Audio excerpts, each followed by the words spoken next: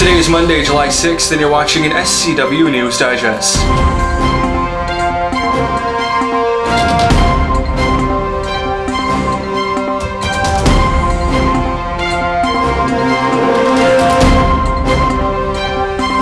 Tonight, multiple Stockton families are left homeless after a wind-fueled fire burned a neighborhood. First, a review of the facts we have so far. Just before 1:30 p.m. Sunday, Stockton firefighters were dispatched to reports of a grass fire near homes on the sides of the railroad tracks west of Sanford Avenue and east of Cemetery Lane.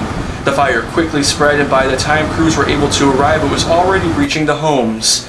As the winds continued to blow, the fire continued to grow, flames touching 8 homes in total and consuming 5. All that's left of some of the homes at the scene are ashes and debris. Cars parked in driveways melted under the heat as various residents in the area were being evacuated.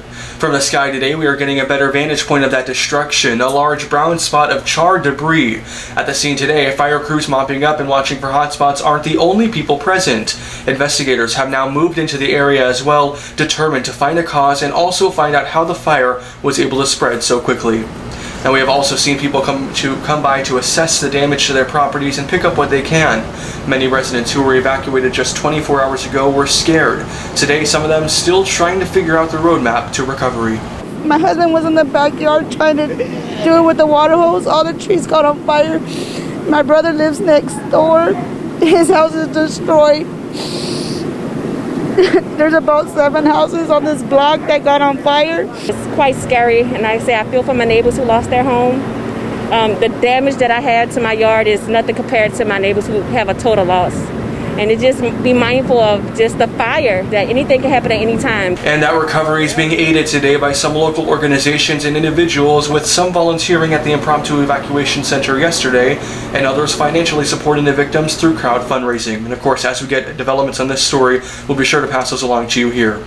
Switching gears now, the Stockton Police Department is investigating a homicide from the weekend. On the night of the 4th of July, Saturday, a 38-year-old man was found shot dead in the 8,000th block of Albany Drive. Police were unable to determine a motive but are now investigating. This now makes 23 homicides in the city so far this year. The victim has been identified as 38-year-old Cal Stefan. No suspect information was released, and tipsters are encouraged to come forward with information. Coming after the break, an update on an injured K-9, how KIMBO is doing today. We'll be right back.